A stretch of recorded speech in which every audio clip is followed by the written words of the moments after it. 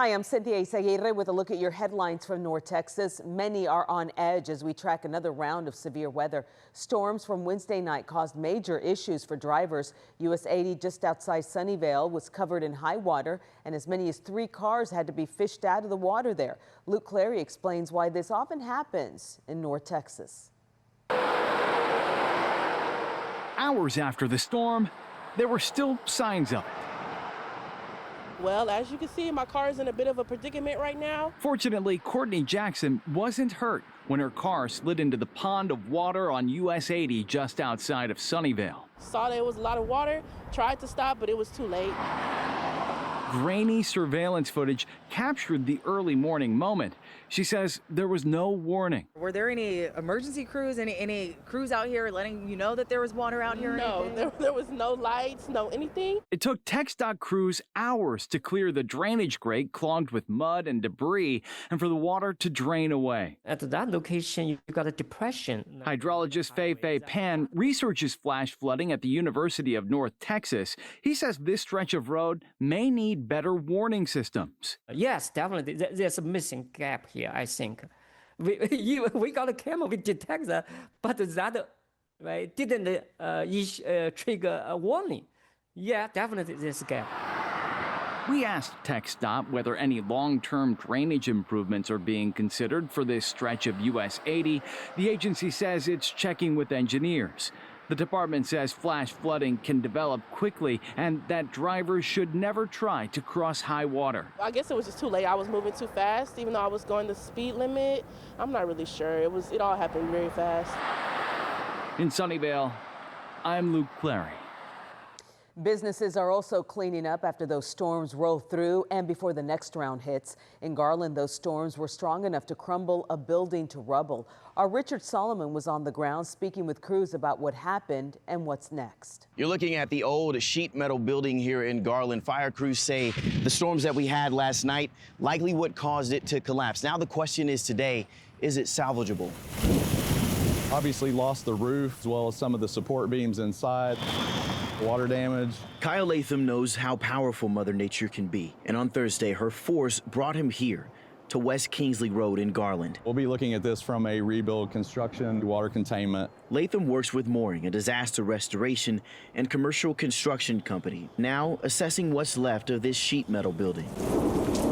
Wednesday evening, spring storms rolled through North Texas. Safety crews say the collapse wasn't caused by wind, but by rainwater weight that built up on the roof. There is some damage inside, damage to the structure, the office building. A lot of the sprinklers went off. But for crews surveying the wreckage, the biggest question is simple. Can it be saved? Absolutely. It's salvageable. And this is Texas. This is getting the springtime of year. Weather changes in a minute. James Duggar with the Garland Fire Department says 7 people were inside. They heard the roof start to buckle and got out just in time. He says to take this as a warning of how powerful storms can be. We would always recommend pay attention to your situation. Have proper emergency contingency plans with all the spring weather we're about to have. With another round of storms expected Friday night, crews will keep a close eye on what's left of this structure and on whatever else Mother Nature decides to bring next. In Garland, I'm Richard Solomon. State and local leaders broke ground today on the nearly $900 million I-30 Canyon project in Dallas, a massive effort to widen the interstate and connect North Texans around the city.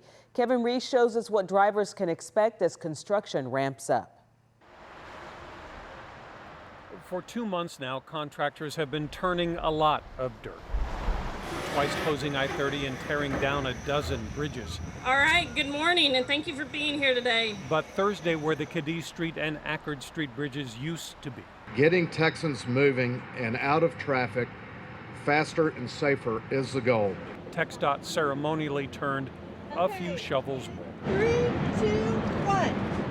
There are a lot of positive changes coming. The $888 million project will widen I-30 between I-35 and I-45 from 6 lanes to 12, build lid parks, better connecting pedestrians to both sides of the freeway.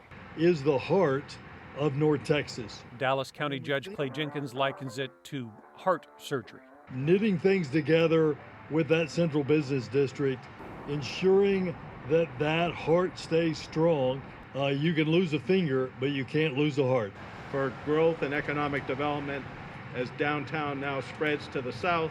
But remember, as they work on this project and bridge Dallas and restitch Dallas back together, as they told us, remember, be patient. This is going to take some time. The estimated completion for the entire project is the year 2031.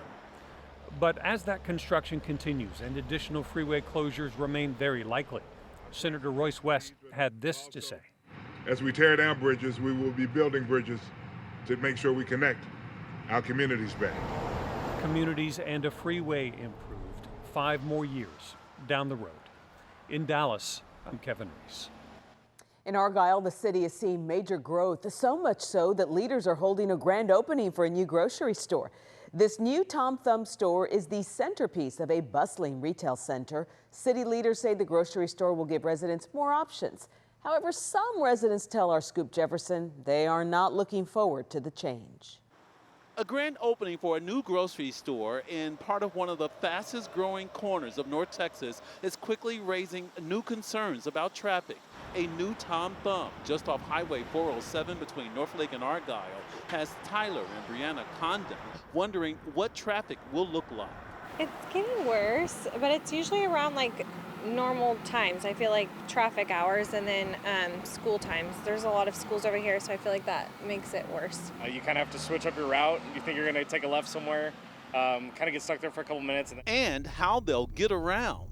And then they made it where it's a no U-turn, so it's like we always have to come out on this road, which makes it worse. Traffic and population have absolutely exploded in this area. And Northlake Mayor Brian Montini says traffic will get worse before it gets better. The county as a whole is seeing 90 new people per day move to Denton County, and we are absorbing a big portion of that through our residences and also through traffic. The mayor showed us maps outlining thousands of surrounding subdivisions, with every nearby interchange booming with more and more drivers. We have 3 major interchanges: 407 interchange, just north of us, Robeson Ranch Crawford Road interchange, and the 1171 interchange.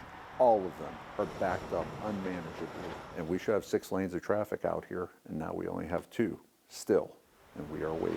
Montini has made multiple trips to Austin, meeting with state transportation leaders, looking for relief. I've had 5 trips to Austin in the past year. And will likely make more trips, especially after experiencing what's happening on their roads firsthand. I'm probably sitting right behind you, stuck in that traffic, and it is so frustrating. In Denton County, I'm Scoop Jefferson. And those are your headlines from North Texas.